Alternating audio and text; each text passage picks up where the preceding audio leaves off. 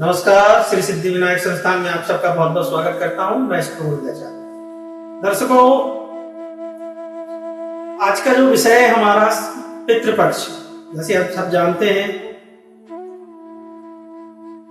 पितरों का आगमन,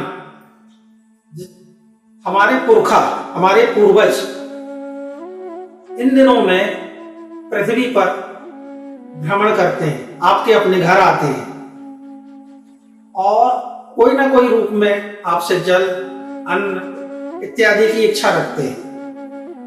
और यहां समझने का विषय है कि पितृ अगर आपके प्रसन्न हैं तो आपको बल, बुद्धि, ऐश्वर्य, आशीर्वाद देके जाते हैं। और पितरों का रुष्ट होना, घर में क्लेश रहना, बीमारियां रहना, नाना प्रकार की समस्याओं का आरंभ होना। तो उनकी प्रसन्नता के लिए हमें पितृ तर्पण करना चाहिए। इसी विषय में हम संक्षिप्त में छोटी सी साधारण विधि बताते हैं।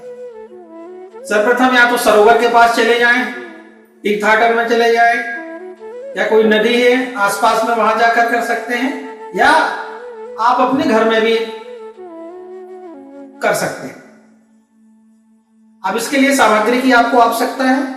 काले तिल लेना है, गाय का दूध लेना है, गाय अथवा भैंस का दूध ले लें, और तीर्थाटन का जल रख लें। गंगा जल है इत्यादि, कोई भी जल हो जो आपके पास उपलब्ध हो। और दक्षिणाभिमुख बैठ करके आपको अपने 3 पीढ़ी तक के पितरों को जल अर्पित करना है। पिताजी, पिताजी के पिताजी, पर पिताजी, दादा, दादी, नानी, नाना, नानी, पर नाना, इन सबका 3 पीढ़ों तो का जो भी भाई बंधु आपके गए हुए हैं उन सबका स्मरण करते हुए दक्षिणाभिमुख बैठ करके सर्वप्रथम 2 पात्र भी रखना है। कुशा की आसन बिठा लेंगे, 3 बार आचमन कर लेना है।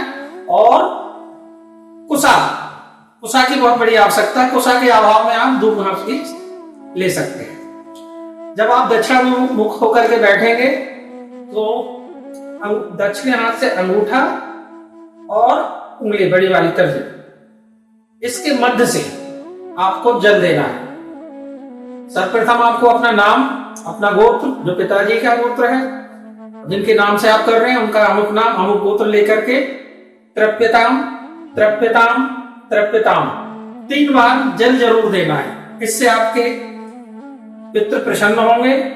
और एक बात और ध्यान रखना है, इसमें जो आपके पूर्वजों को जो भोजन पसंद था, वो स्वयोग ब्राह्मण को बुला करके उत्तम भोजन, जो उनको पसंद का भोजन था, उनको भोजन कराएं। अन्न, वस्त्रादि दान करें तथा द्रव्य दक्षिणा भी दें। इस तरह से क्रिया को करें।